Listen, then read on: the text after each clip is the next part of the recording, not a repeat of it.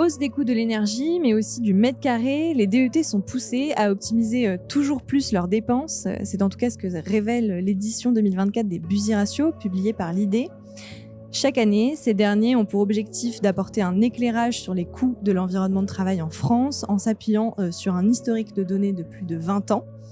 Je suis Manon Touchard, journaliste pour Workplace Magazine, et nous sommes en direct du salon Workplace Meetings à Cannes pour ce premier podcast déchiffrage dédié aux Busy Ratios qui sortent dans quelques jours. Je ne reçois pas un, mais deux invités. Charlotte Matelier, chargée d'études et prospectives à l'IDE, mais aussi Hubert Labouche, directeur de l'environnement de travail et de la sécurité à BNP Paribas Personal Finance et secrétaire général adjoint en charge des études et de la prospective à l'IDE. Bonjour à vous deux. Bonjour Manon. Bonjour Manon. Workplace Magazine présente Déchiffrage, le podcast qui décode les chiffres et tendances de l'environnement de travail en partenariat avec l'IDE. Alors en 2022, le coût moyen des environnements de travail s'élevait à 732 € par mètre carré, soit près de 13 000 € par poste et par collaborateur, faisant de l'immobilier la principale source de dépenses. Des chiffres qui étaient en hausse par rapport à l'année précédente en raison d'une croissance significative de l'inflation. Qu'en est-il cette année, Charlotte ? Eh bien, pour les Busy Ratios 2024, nous avons un total de 593 € par mètre carré et de 11 051 € par poste de travail. Donc, ce qui constitue tout de même une hausse, parce que cette année, nous avons décidé de retirer la catégorie moyen équipement, parce que voilà, en fait, on a observé que ça faisait pas forcément partie du scope de tous les DET, donc en fait, de la mettre en annexe, cette partie, allait plus représenter vraiment le coût global des environnements de travail des DET. Et donc, pour les mètres carrés, on a quand même observé une hausse de 10% et pour les postes de travail de 7%. Qu'est-ce qui pèse le plus aujourd'hui sur le budget des DET ? Quels sont les principaux postes de dépenses, Hubert ? Alors, c'est ce qu'on appelle l'immobilier, ou autrement dit, les loyers et les charges locatives que l'on paye, puisque ça représente un peu plus de la moitié de notre budget. Et là, comme l'a dit Charlotte tout à l'heure, on a une hausse forte des indices de réévaluation qui suivent souvent l'inflation, voire même un petit peu plus. Et donc, en tant que DET, nous avons eu à subir ces hausses avec peu de moyens de négociation, puisque ce sont des engagements contractuels multi-annuels.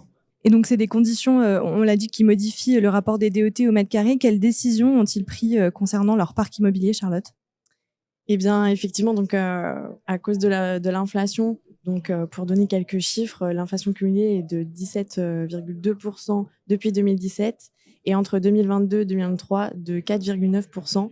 Donc quand même, on peut remarquer que les DET ont su gérer leurs coûts parce que c'est bien en deçà de l'inflation.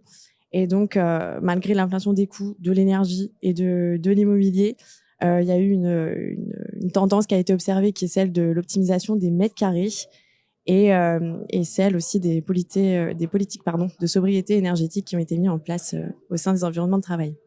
Des mètres carrés qui ont diminué d'environ 23% de la surface moyenne ? Tout à fait. On est passé sur une surface moyenne qui est en dessous de 18 mètres carrés. Et également, on va vers plus de flex office, si j'ai bien compris ? C'est ça, des espaces de travail plus flexibles en fait, qui s'adaptent aux besoins des nouveaux modes de travail. Et donc, c'est ça, des espaces de travail qui sont multiples et divers et qui ne sont plus que les postes de travail individuels. Et vous, Hubert, est-ce que vous avez pris des décisions concernant votre parc immobilier ou est-ce que vous allez en prendre au vu de ces chiffres ? Alors, j'en ai pris déjà depuis plusieurs années. Alors, l'inflation, j'aurais tendance à dire que c'est un impact conjoncturel qu'on a subi. Mais heureusement, on avait pris un certain nombre de décisions qui sont plutôt le fruit de la crise sanitaire et de la mise en place du télétravail, entraînant le fait que les collaborateurs venant moins souvent au bureau, on s'est retrouvé avec des espaces de travail trop importants par rapport au présent. Et donc, on a entamé, dès qu'on avait l'opportunité, soit à travers le renouvellement des baux, soit en sous-louant, avec différents leviers, une réduction, une optimisation des mètres carrés. Et pour vous donner un exemple concret, moi, sur mon environnement de travail, j'ai déjà réduit de 30% mes environnements de travail, mes nombres de mètres carrés, par la restitution, par la fermeture et le regroupement des équipes sur un seul bâtiment au lieu de deux. Voilà, ce qui a permis de diminuer les coûts et d'avoir un moindre impact de l'inflation, puisque l'inflation s'est appliquée sur des mètres carrés moins nombreux. Charlotte, vous n'en êtes pas à votre première édition des Busyratio. Qu'est-ce que ces chiffres disent des tendances des dernières années ?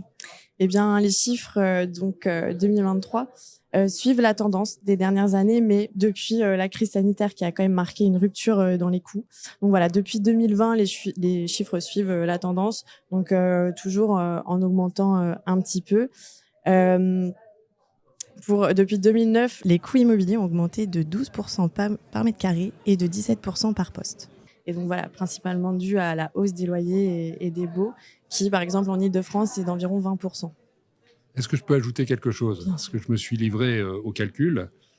Je pense que si les DET, dont je fais partie, n'avaient pas travaillé après la crise sanitaire à l'optimisation de leur surface et qu'on était resté avec les mêmes surfaces, la croissance des coûts qu'on aurait eu avec l'inflation aurait été bien plus supérieure.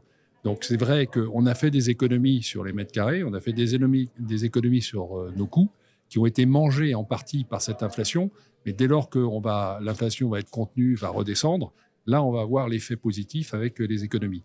Voilà. Donc heureusement qu'on a pris ces mesures. Je ne sais pas si on reviendra sur la sobriété énergétique. Vous aurez un point où on peut y aller. Voilà, parce que vous avez mentionné la sobriété énergétique, qui est aussi quelque chose d'important pour deux raisons. Un, parce qu'il nous faut faire quelque chose pour préserver la planète et pour essayer de contribuer à tous les efforts qui sont faits partout dans le monde. Et puis, deuxièmement, on a eu aussi une crise énergétique. On a eu de plein fouet, on s'est heurté à une hausse très forte des coûts de l'électricité et autres. Et donc, sous l'impulsion du gouvernement, nous avons mis en place en 2023 des mesures de sobriété énergétique qui, pour ce qui me concerne sur mon périmètre, ont permis d'optimiser de 15% des factures énergétiques. Il y a aussi, il me semble, une échéance en 2030 pour les entreprises oui. À ce propos. Est-ce que vous pouvez nous en dire peut-être un mot ? Alors l'échéance, c'est toujours c'est sous l'impact des gouvernements qui veulent qu'on aille plus loin. Et donc, il y a un certain nombre d'indicateurs et de critères qui ont été décidés par le gouvernement, qui forcent les entreprises à être mieux-disants en termes d'énergie. Donc, ça se traduit par plusieurs leviers. Je ne suis pas sûr qu'on ait besoin de tout développer. Mais effectivement, on s'inscrit dans cette logique. La première étape qui a été la sobriété sur les consommations d'électricité, d'eau et de gaz, qui sont très bien passés parce que tous les collaborateurs ont bien vu qu'à titre personnel, ça augmentait pour eux. Donc, ils ont bien compris pourquoi les entreprises allaient dans ce sens. Mais il y a d'autres leviers, le verdissement des flottes auto, tout l'impact sur les façades.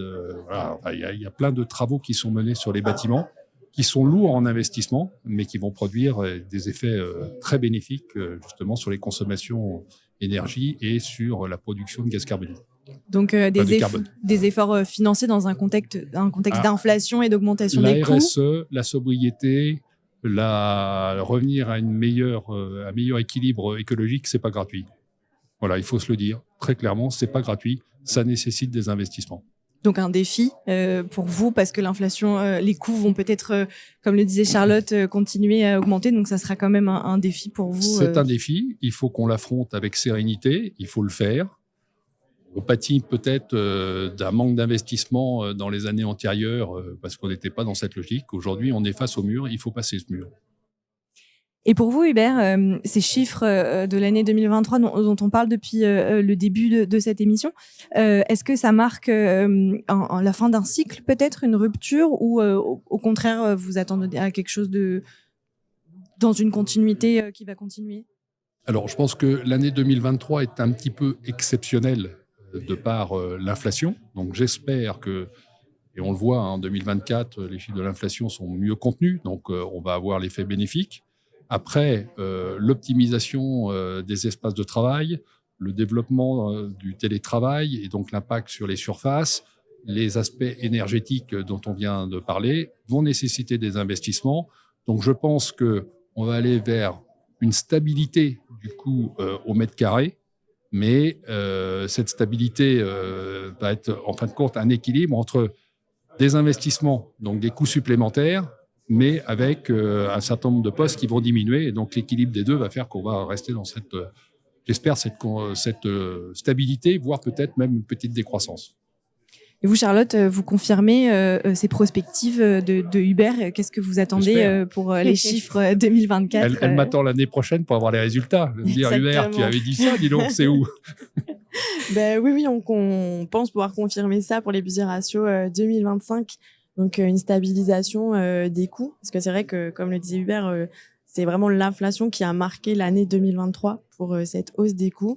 Mais il y a eu une vraie gestion et une vraie maîtrise des coûts grâce à l'optimisation des surfaces, au réaménagement des surfaces.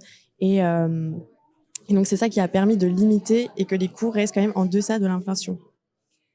Hubert, une dernière question. Face à ce contexte d'inflation, de hausse des coûts énergétiques, d'investissement aussi pour réduire les consommations, comment les DET peuvent-ils maîtriser leur budget? Est-ce qu'il y a des outils et des bonnes pratiques sur lesquelles ils peuvent s'appuyer aujourd'hui? Alors, il y a des opportunités quand on est locataire.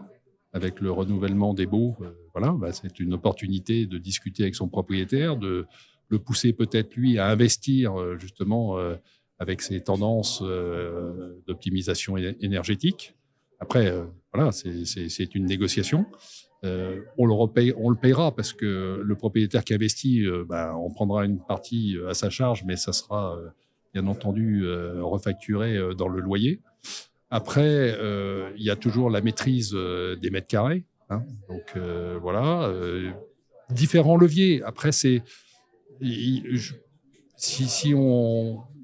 pas une boîte magique, une boîte à outils magique. Je pense que ça dépend des contextes, ça dépend des environnements de travail, ça dépend des typologies d'immeubles. Et donc c'est en prenant tous ces éléments-là, mais pour discuter beaucoup avec mes pairs, tout le monde a un plan pour optimiser l'immobilier. Dans un établissement bancaire comme le mien, l'immobilier, c'est le 3e coût en termes de dépenses. Donc, c'est des sommes très importantes. Et au même titre que tous les autres coûts, il nous faut des plans d'optimisation. C'est indispensable. Et on va utiliser tous les leviers qui sont à notre disposition pour le faire. Et si je peux rebondir, pour les budgets ratios 2024, l'immobilier est le premier poste de coûts qu'on observe, donc en moyenne, qui représente 60% du budget total.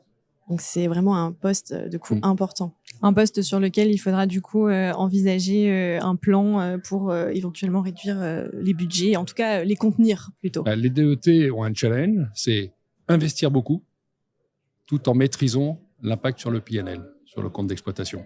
Voilà. C'est ça le challenge auquel on est confronté et c'est ce qui fait la beauté de notre boulot au quotidien. Eh bien, merci beaucoup Hubert Labouche, Charlotte Matelier pour vos précisions sur cette édition 2024 des Budgets Ratios. On se retrouve très vite pour explorer une nouvelle tendance des environnements de travail 2023. Benjamin Godard, journaliste pour Workplace Magazine, discutera notamment de l'émergence des espaces collaboratifs avec vous, Charlotte. À bientôt. À bientôt. Merci Manon. C'était Déchiffrage, le podcast qui décode les chiffres et tendances de l'environnement de travail par Workplace Magazine en partenariat avec l'IDée. Retrouvez toute l'actualité de l'environnement de travail sur workplacemagazine.fr.